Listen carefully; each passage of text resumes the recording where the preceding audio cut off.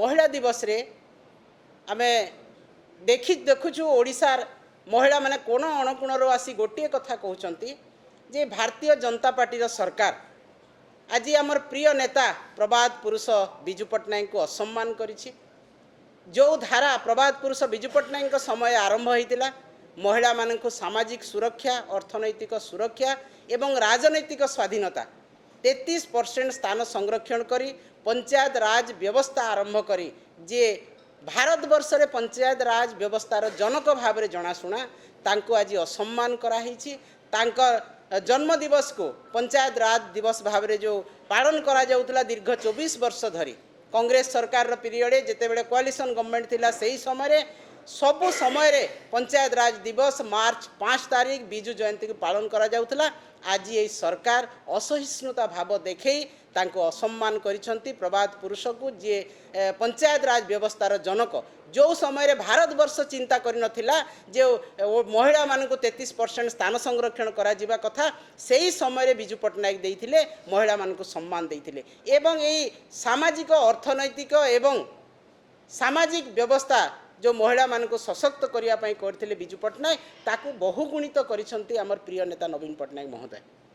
तो आमे आज ये विजु पट्टनायक जो जयंती को पंचायत राज दिवस भाव में से माने अग्राह्य कले एवं असम्मान करिसंती प्रभात पुरुषों को सेति पई विजु महिला जनता दल तरफ आज गोटे निंदा प्रस्ताव नियागला। आमे निंदा करूछु सरकार को जे सरकार आसीबे सरकार जिबे किंतु जो पुण्यात्मा अछंती जो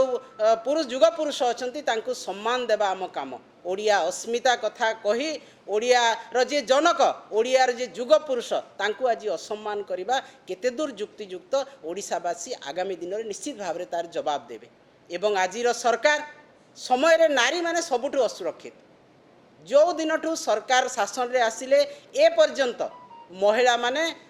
आदिवासी महिला कहतु दलित महिला कहतु जो माने गाँ गहली रचंती से महिला कहतु सहर महिला मध्य कौन सी महिला आज सुरक्षित नहांती। प्रत्येक मास प्रत्येक दिन आपण गणमाध्यम रे देखिबे जे महिला माने गण दुष्कर्म शिकार होउछंती दुष्कर्म शिकार होउछंती आत्महत्या करूछंती पुरुष मानकर तांकर अत्याचार रे किंबा से माने अत्याचारित होउछंती एवं सबुठु आदिवासी महिला मानकर संख्या अधिक। तेणु आमे एइथि पई मध्य सरकार को निंदा करूछु जे तांको समय रे सर्वाधिक महिला माने असुरक्षित होइछंती एवं ए महिला सुरक्षा को बीजेपी सरकार अग्राधिकार देई नाहंती। महिला माने असुरक्षित गणदर्शन शिकार होउछंती अत्याचारित होउछंती सेही निंदा प्रस्ताव मध्य आज विजु महिला जनता दल पारित करिछि जे आमे सरकार को दृढ़ भाव में निंदा करूछु।